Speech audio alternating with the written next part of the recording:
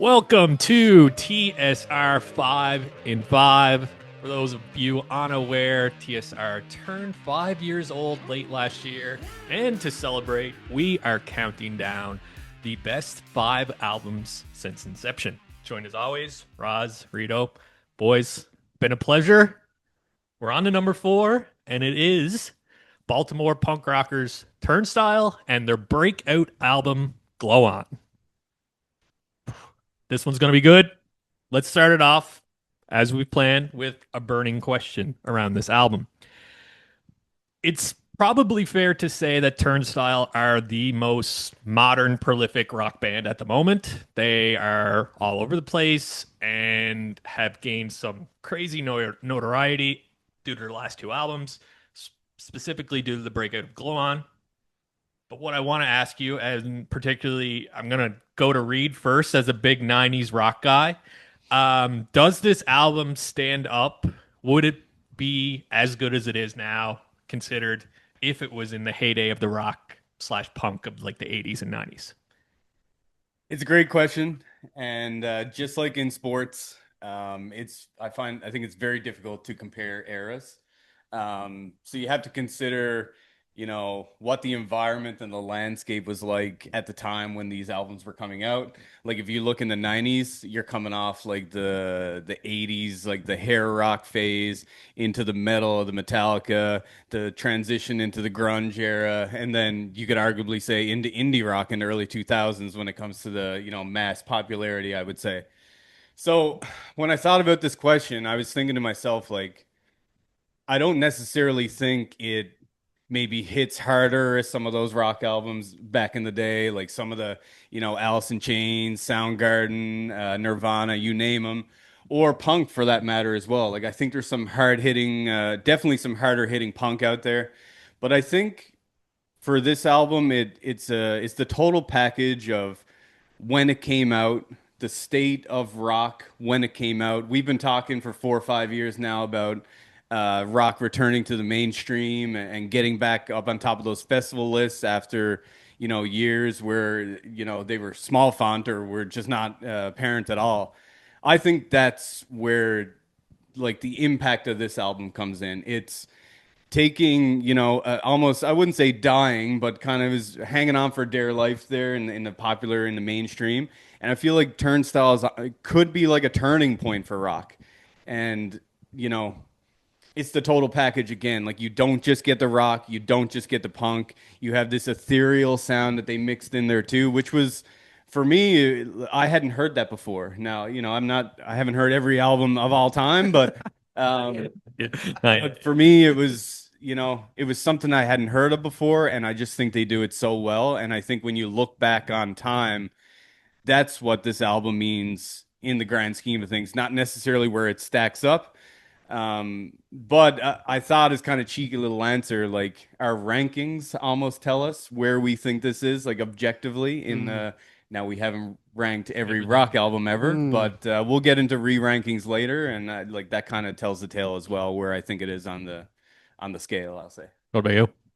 Yeah, I obviously you guys have more of a resume when it comes to, rock music of the 90s and beyond. So, when I hear this question, I think, do I think of them in a way that I think of, say, Rage Against the Machine or like a Green Day, even like a more punk album or a punk band, I should say. One thing I love about them is they are authentic to themselves, and they're bringing this hardcore sound from the earlier years, and they're bringing it to the mainstream, and they're giving it that pop sheen, so that like you guys are saying, or like Reed said, you're seeing rock music on the top of posters again, and it's just a beautiful thing to see. I know that London, you've said a lot like guitar music looks like it's gonna die, so you get seeing bands like this is obviously gonna be really good. A bit of motivation there, but I think when you're comparing it to some of those bands, I think the only edge I'm missing from Turnstile is like the message behind it. You know what I mean? Like Yeah. you look at like a Green Day album or you look at like Rage, like very politically charged, like something to say. Hmm. I find this album, like again, one of the best we've done in 5 years, but it's just like a lot of fun, like stadium rock, Yeah. pump you up, but you're not getting that kind of underlying message that you're going to see from these bigger bands from back in the day, right? Yeah, I totally agree with that. And just kind of what I would say about this in terms of the question is I don't think it would stand out negatively or positively in the 90s and 80s, but it No. would fit home with what happened there.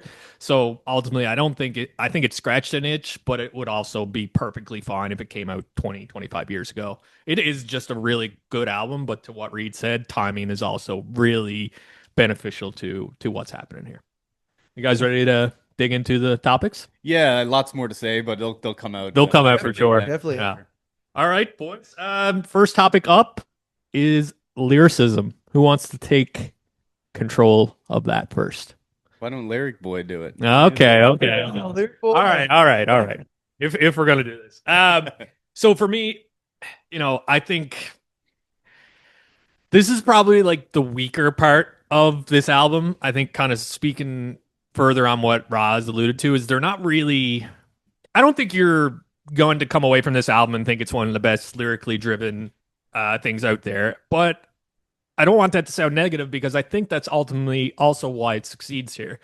And what has vaulted Turnstile to the top is its ability to resonate with a mass of people. They have kind of taken that uh, EDM slash plur, like the dance floor and like everyone coming together as a community in these efforts, and brought that to the mosh pit. And you see that people are just going there, not strictly just because they love the music, but because they love what the music is about and how it's brought them together and this community stuff. So yes, it's pretty vague, it's cliche. You got your lots of stuff that's just love and relationships, and especially in terms of when we compare it to say our three upcoming albums. I think that's where it would not so much a downfall because I think it's ultimately also why it succeeds. But yeah, it's just it's fine. It's not bad. It's not great. It's really good, and it ultimately succeeds in what it wants to be. Yeah, I think it serves its purpose, and I think both of your answers recently kind of sum it up. Really, like we did our top five albums. I think this would very easily come fifth on the lyric scale for all the other five albums, right? But it serves its purpose, Yeah. right? It's not politically charged, and they have since put out another album since Glow On, and again, it didn't really touch any super hard hitting political topics, but it serves its purpose. So it's not a negative, but it's it does the job, and could it be elevated? I think it could, and I think it could even push it higher on a ranking type scale. But I think it serves its purpose, and the community aspect is a big part. Yeah, I mean, now that they've pulled in that community, it could be a step where they're like, okay, we got the music, we got the community. Let's go write something we really believe in here. Yeah. And maybe that's where it comes, or maybe it's not. It's perfectly fine. Yep. Yeah, and back to my point, it's not in my head that like it has to be a political thing, like it has to be politically charged, but it just charged with some type of underlying message. Yeah. You're not really getting that. I find it just like it's about the huge chance, addictive hooks, teleport you to the front of the stage. It just they're really talking or showing, kind of displaying and highlighting the live aspect of it and what you'd see in a live setting. So they're very much feeding off that kind of energy. So I mean, yeah, it serves its purpose, but definitely the lyrics aren't exactly what we're coming to this album for. You know what I mean? What Yep. does work though is you just touched on is the hooks. Like they wrote some fantastic Right. hooks across Yeah. this album. Exactly. So I mean, we'll give them credit where credit's due. That is a huge part of why this album succeeds and ultimately makes that energy feel so chaotic across the album. Definitely, that's what got them cross over to the mainstream, to the pop. Pop's all about hooks, and if you have a good hook, then you'll get up the radio charts, and that's exactly what they did. Yeah, and I think that would lead us right into our next topic, right? Of Yep. musicianship. Yeah, yeah. I mean, it's probably where they succeed the most. So Yeah, I mean, take us away. 100%. I mean, just from song to song, it's such a great package that they put together. Like you got the mystery comes in, and right off the bat, pardon the pun, but it is a little bit mysterious what the sound that they have going on here. And then they kind of build it up and have, heavy hitting hooks right into Blackout. And you kind of have an up and down feel going throughout, and then it gets to the end. You have like that a bit of a funk sound. I'm gonna mess up the name of the song, so I'll just not say it. But Okay. All right. Yeah, Reason. Okay, you're good. Yeah, okay. Yeah, like the musicianship. I think a big takeaway from this is that they are hardcore through and through in their sound, but the fact that how they weave in, I have it here, punk pop, dream pop, shoegaze elements, emo, funk, like you said, like funk, that there's so much going on when it comes to musicianship, that it's not just like these breakneck 2 minute, explosions of music that end up just being a straight up hardcore, homage to the genre. They're really becoming their own with their diversity, and that's really what sets them apart. Yeah, I mean they're really tight knit, eh? Like you can kind of feel it, and seeing them live too, you just see how well they mesh together. This isn't their debut album, even though it is their breakout. They're very well put together as a band. Also, just big shout out to what Yates does as a frontman. Like vocals are an instrument at the end of the day, and he is He's fantastic. great, man. He's got a great voice. He's also just like a hell of a crowd working frontman.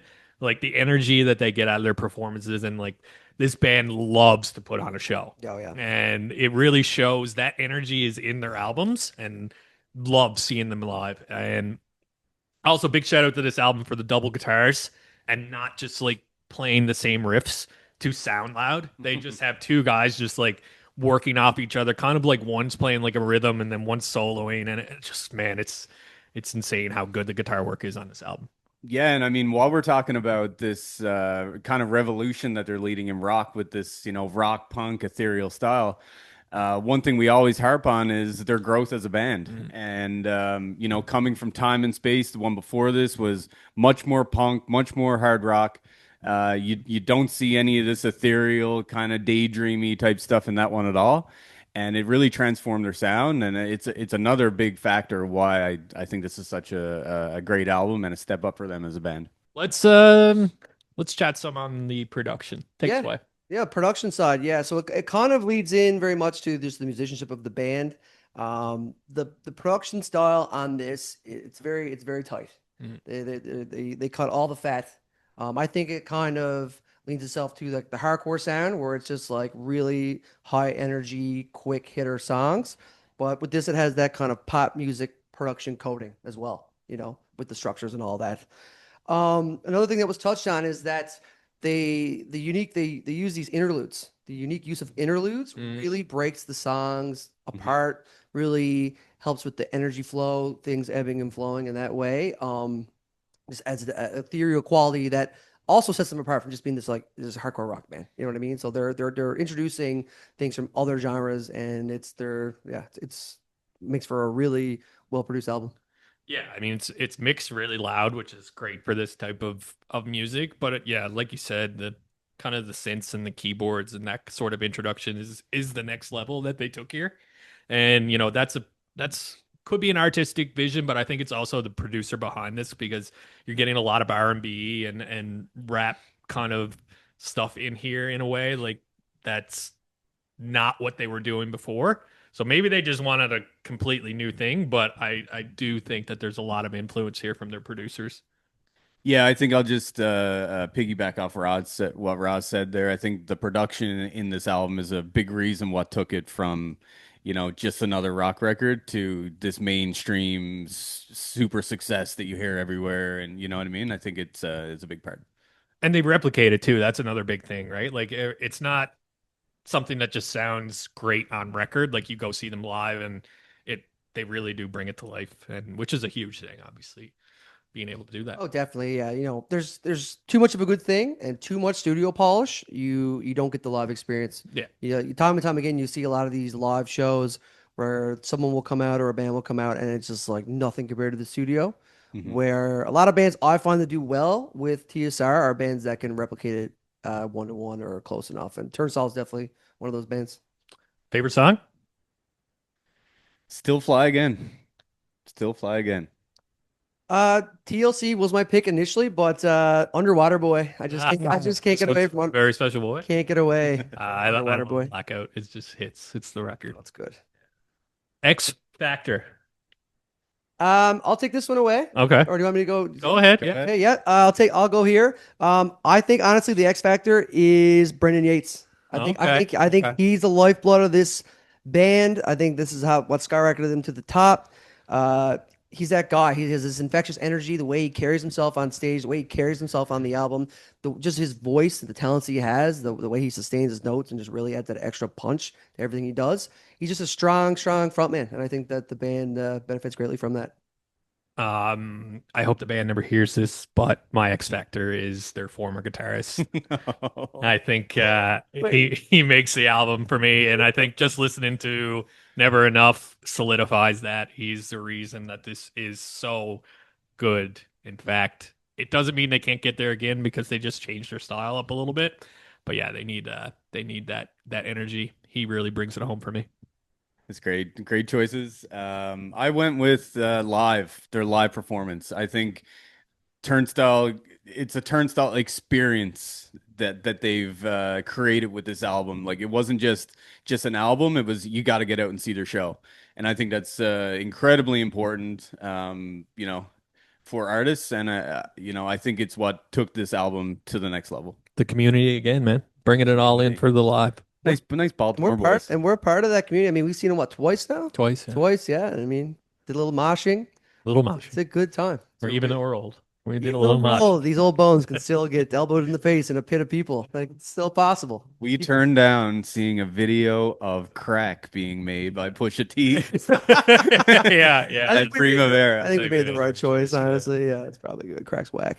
So there you have it, folks. That is our number 4, Glow On by Turnstile. Hope you enjoyed this. What we'd like to do now is, with this reflection on this album and everything we've said, boys, if you had your time back, what would you rate this? 9.5. 9.4. 9.3. Oh, Hey, nice. Love it. pretty Yeah. good. Yeah. No, good. It's when we look back on these albums and the more you listen to it, and if an album over time loses its shine, then it's never meant for greatness. But albums like this, they just never get old, and that's why they deserve those 9s.